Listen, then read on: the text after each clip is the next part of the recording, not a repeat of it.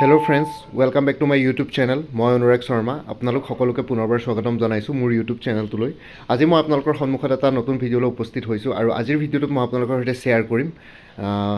এটা official notification, এখন advertisement, আৰু সেইখন আহিছে Assam public service commission, Assam লোকসেৱা আয়োগ APSCৰ ফালৰ পৰা। তো ইয়াতে এডভাৰটাইজমেণ্টটো হ'ল চাইল্ড ডেভেলপমেণ্ট প্ৰজেক্ট অফিচাৰ আৰু এলাইড কেডাৰৰ কাৰণে under women and child development department Assam. ঠিক আছে, টোটেল 49টা ভেকেঞ্চিছ ওলাইছে। তো 49টা ভেকেঞ্চিছৰ ইয়াতে আছে child development project officer and allied cadre under women and child development department আছামৰ টোটেল 49টা ভেকেঞ্চিছ ওলাইছে। অপেন কেটেগৰী টোটেল ভেকেঞ্চি আছে 20টা, ৰিজাৰ্ভ ফৰ উইমেন আছে 6টা, OBC MOBCৰ কাৰণে ৰিজাৰ্ভ আছে টোটেল 15টা, তাৰে ৰিজাৰ্ভ ফৰ উইমেন আছে 15টাৰ ভিতৰত 5টা, ৰিজাৰ্ভ ফৰ চিডুল কাষ্ট 4টা, তাৰে ৰিজাৰ্ভ ফৰ উইমেন আছে, মানে ভাৰ্টিকেল ৰিজাৰ্ভেশ্যন আছে এটা। তাৰপিছত ৰিজাৰ্ভ ফৰ চিডুল ট্ৰাইব প্লেইনছৰ কাৰণে 6টা আছে, তাৰে ৰিজাৰ্ভ ফৰ উইমেন আছে 2টা, চিডুল ট্ৰাইব হিলছৰ কাৰণে ৰিজাৰ্ভ আছে 4টা, ৰিজাৰ্ভ ফৰ উইমেন আছে এটা। গ্ৰেণ্ড টোটেল 49টা ভেকেঞ্চিৰ ভিতৰত 15টা ৰিজাৰ্ভ ফৰ উইমেন আছে, আৰু লগতে পষ্ট ৰিজাৰ্ভ ফৰ এক্স ছাৰ্ভিচমেনৰ কাৰণে 4টা। ঠিক আছে, আৰু লগতে ব্লাইণ্ডনেছ এণ্ড ল' ভিজন এটা, deaf and hard of hearing এটা, মানে পাৰ্চনছ উইথ বেঞ্চমাৰ্ক ডিচেবিলিটি আৰু টাইপ অফ ডিচেবিলিটিবিলাক দিয়া আছে। তাৰে locomotor disability including cerebral palsy leprosy cured dwarfism acid attack victims and muscular dystrophy 2টা, autism intellectual disability specific learning disability and mental illness and multiple ডিচেবিলিটিছৰ এটা। ঠিক আছে, তো 1, 2, 3, 4, 5টা পষ্ট পাৰ্চনছ উইথ বেঞ্চমাৰ্ক ডিচেবিলিটিৰ কাৰণে ৰিজাৰ্ভ আছে, আৰু এক্স ছাৰ্ভিচমেনৰ কাৰণে ৰিজাৰ্ভ আছে 4টা। আৰু ইয়াতে লিখিছে বাকী এক্স ছাৰ্ভিচমেনবিলাকে এক্স ছাৰ্ভিচমেন আইডেণ্টিটি কাৰ্ড জিলা সৈনিক ৱেলফেয়াৰ অফিচৰ পৰা ইছ্যু কৰা ষ্টেট অফ আছামৰ এক্স ছাৰ্ভিচমেন আইডেণ্টিটি কাৰ্ড দেখুৱাব লাগিব, আপলোড কৰিব লাগিব অনলাইন এপ্লিকেশ্যন কৰোঁতে, আৰু ডিscharge বুক লাগিব ফৰ দি ৰিজাৰ্ভ পষ্ট। আৰু পে স্কেলটো হ'ল 22 pay scale plus grade pay plus other allowances as admissible to the Assam state government employees from time to time per month. Pay স্কেলটো 22,000 to 97,000, grade pay 9,700, pay band 3। ঠিক আছে, তো এইটো যোনটো পষ্ট আছে child development project officer and allied cadres, তো এইখিনি একচুৱেলি পষ্টবিলাক ক্লাছ 1 ক্লাছ 2 গেজেটেড কেটেগৰী, মানে চেল টেক্স ইনস্পেক্টৰ বা লেবাৰ ইনস্পেক্টৰ, এইখিনিৰ নিচিনাই হয় পে স্কেলটো, like research assistant and all. তো তেনেকুৱা টাইপৰ ক্লাছ 2 গেজেটেড পষ্ট হয়, পে বেন 3ত পৰে। আৰু ইয়াতে লিখিছে এলিজিবিলিটি ক্ৰাইটেৰিয়াটো হ'ল কেণ্ডিডেটজন অসমৰ স্থায়ী বাসিন্দা হ'ব লাগিব, আৰু candidate must PRC issued in Assam for education purpose or employment exchange registration certificate of Assam which will be treated as proof of residency along with the online application form. ঠিক আছে, অনলাইন এপ্লিকেশ্যন ফৰ্মত আপোনালোকে কোনোবাই যদি পাৰ্মানেণ্ট ৰেচিডেঞ্চিয়েল চাৰ্টিফিকেট PRC নহয় বা employment exchange registration certificate upload কৰিব লাগিব অনলাইন এপ্লিকেশ্যন কৰোঁতে। আৰু এডুকেশ্যনেল কোৱালিফিকেশ্যন হিচাপে graduate in arts science commerce having, মানে আৰ্টছ ছায়েন্স কমাৰ্চত গ্ৰেজুৱেট বিচাৰিছে, আৰু লগতে যিকোনো এটা ছাবজেক্ট থাকিব লাগিব এইকেইটাৰ ভিতৰত philosophy, education with psychology, economics. ঠিক আছে, ফ্ৰম এ ৰিকগনাইজ ইউনিভাৰ্চিটি, নহয় বা আৰ্টছ ছায়েন্স কমাৰ্চত গ্ৰেজুৱেট বা পষ্ট গ্ৰেজুৱেট হ'ব লাগিব, বা ডিপ্ল'মা থাকিব লাগিব social works, labour and social welfare, sociology, anthropology, criminology from a recognise university. ঠিক আছে, গ্ৰেজুৱেট হ'ব লাগিব, নহয় বা পষ্ট গ্ৰেজুৱেট থাকিলেও হ'ব বা ডিপ্ল'মা থাকিলে হ'ব, social work, labour and social welfare, sociology, anthropology, criminology from a recognise university. এইবোৰ যিহেতু আছে, ইয়াৰ ভিতৰত যিকোনো এটা হ'লেই হ'ল। তাৰপিছত আৰু graduate in child development home science nutrition from a recognise university. তো এইটো হ'লেও হ'ল। ৰিলেভেণ্ট মানে semester year marksheet reflecting the subjects and the final pass certificate, এইখিনি আপলোড কৰিব লাগিব। আৰু এক্সামিনেশ্যনটো হ'ল টাইপ অফ এক্সামিনেশ্যনটো কনভেনশ্যনেল এছে টাইপত এখন পেপাৰ থাকিব, ইংলিছ থাকিব, এছে আৰু প্ৰিচি ৰাইটিং আহিব তাতে 100 মাৰ্কছৰ 3 ঘণ্টাৰ কাৰণে। তাৰপিছত OMR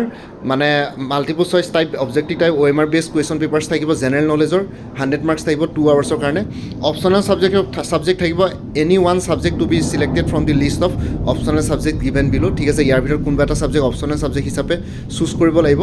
social work, labour and social welfare, sociology, anthropology, criminology, child development, home science, nutrition, physiology, education with psychology বা ইকনমিক্স। ঠিক আছে, এইকেইটাৰ ভিতৰত যিকোনো এটা ছাবজেক্ট আপোনালোকে অপশ্যনেল ছাবজেক্ট হিচাপে চুজ কৰিব পাৰে, সেইটোতো 100 মাৰ্কছ থাকিব 2 আৱাৰ্ছৰ কাৰণে। এইকেইটা মাল্টিপল চইচ কুৱেশ্যনছ। আৰু ইণ্টাৰভিউ থাকিব, ইণ্টাৰভিউ মানে পাৰ্চনেলিটি টেষ্ট বা ভাইভা, সেইটো 37 মাৰ্কছৰ থাকিব। আৰু এজ লিমিটটো হ'ল মিনিমাম 21 বছৰ হ'ব লাগিব কেণ্ডিডেটজনৰ, আৰু 38 বছৰতকৈ ওপৰত হ'ব নালাগিব জেনেৰেল বা আনৰিজাৰ্ভ কেটেগৰীৰ কাৰণে। আৰু এজৰ কাট অফ ডেটটো হ'ল 1 জানুৱাৰী 2023। তো 1 জানুৱাৰী 23 চনত আপোনালোকে 21 বছৰ তলত হ'ব নালাগিব আৰু 38 বছৰতকৈ ওপৰত হ'ব নালাগিব বাকী আপাৰ এজ ৰিলেক্সেশ্যন আছে SC ST কাৰণে 5 ইয়াৰ্ছ আপাৰ এজ ৰিলেক্সেশ্যন আছে মানে 43 ইয়াৰ্ছলৈকে তেওঁ পৰীক্ষা দিব পাৰিব আৰু OBC MOBC কাৰণে 3 ইয়াৰ্ছ ৰিলেক্সেশ্যন আছে মানে 41 ইয়াৰ্ছলৈকে আপাৰ এজ লিমিটটো থাকিব আৰু এক্স ছাৰ্ভিচমেনৰ কাৰণে 50 ইয়াৰ্ছ থাকিব হ'ব লাগিব দ্য মেক্সিমাম এজটো হ'ল 50 ইয়াৰ্ছ তলৈকে ৰিলেক্সেশ্যন আছে 1 জানুৱাৰী 2023 ফৰ আনৰিজাৰ্ভ কেটেগৰী বাকী 3 বছৰ OBC MOBC আৰু 5 বছৰ SC ST কেণ্ডিডেটছৰ কাৰণে ৰিলেক্সেশ্যন আছে মানে OBCৰ কাৰণে 53 years maximum upper age limit ex ছাৰ্ভিচমেনৰ কাৰণে আৰু SC ST কাৰণে 55 ইয়াৰ্ছ পাৰ্চনছ উইথ বেঞ্চমাৰ্ক ডিচেবিলিটিৰ কাৰণে 10 বছৰ থাকিব irrespective of SC ST OBC and UR category of candidates as per government memorandum ঠিক আছে আৰু লগতে এজ লিমিটৰ কাৰণে কেণ্ডিডেটজনৰ এজৰ ক্ষেত্ৰত প্ৰুফ হিচাপে ক্লাছ 10 বা ক্লাছ 12ৰ examination admit card pass certificate marksheet সেইখিনি দেখুৱাব লাগিব issued by recognise central state board council where age date of birth is clearly reflected আৰু বেলেগ ডকুমেণ্টছ একচেপ্ট কৰা নহ'ব এজ প্ৰুফ হিচাপে এইকেইটা ডকুমেণ্টছৰ বাহিৰে for PWBD candidates considers under PWD category, a candidate must possess benchmark disability and must produce necessary certificate issued by the competent authority. For government employees of the state of Assam, the government employees যিসকলে চাকৰি already কৰি আছে তেওঁলোকৰ ক্ষেত্ৰত candidates already in regular government service whether in permanent or temporary capacity other than casual ad hoc daily wages hourly paid contracts basis in order to prove their employment must upload a certificate against the applied post issued by the competent authority under which he is working ঠিক আছে কোনোবা যদি কেণ্ডিডেটছে government ছাৰ্ভিচত যদি আছে permanent বা temporary হিচাপে আৰু যদি তেওঁ যদি কেজুৱেল এডহক বা ডেইলি ৱেজ আৱাৰলি পেইড বা কণ্ট্ৰেকচুৱেল বেচিছত নাই তেতিয়াহ'লে তেওঁ ন' অবজেকশ্যন চাৰ্টিফিকেট প্ৰডিউচ কৰিব লাগিব pay protection, continuation in service, etc. must upload no objection certificate against the applied post issued by the competent authority under which he is working. ঠিক আছে তো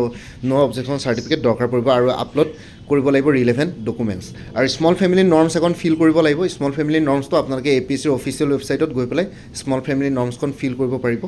ডকুমেণ্টছখন আপলোড কৰিব লাগিব আৰু advertisement has been issued as per draft advertisement furnish by the government starting date of online এপ্লিকেশ্যনটো হ'ল 19 December 2023 closing ডেটটো হ'ল